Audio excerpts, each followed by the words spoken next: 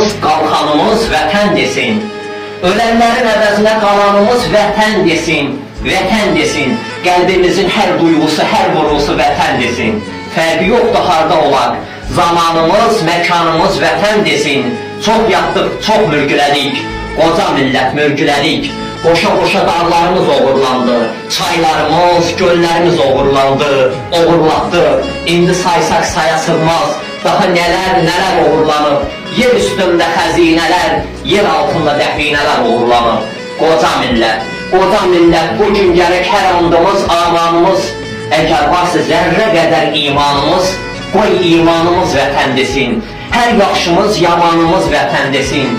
Əli kəsik, dili kəsik uşaqlar var hələ dustaq, körpə dustaq vətən deyir. Bu nə külək, bu nə bulud, bu nə yağış, bu nə qardır. Didər günlər üzərində susub durdu, vətən dedi, mülkləşən qoca millət. Daha möhkəm, daha ötkəm gəlsin səsin, vətən desin. Beşiyində hiyallayan bir körpə var, o körpənin yurd uğrunda vətən üçün candan keçmiş atasının, qardaşının, əmisinin, dayısının, ərəninin, igidinin qeyrətinə vətən desin. Elə belə şəhidlərimizi bu dünya bəxş edən bu anamızın qeyrətinə, bu vətənli keşincəkə, bu qəhrəman qazilərimizin qeyrətinə vətən desin.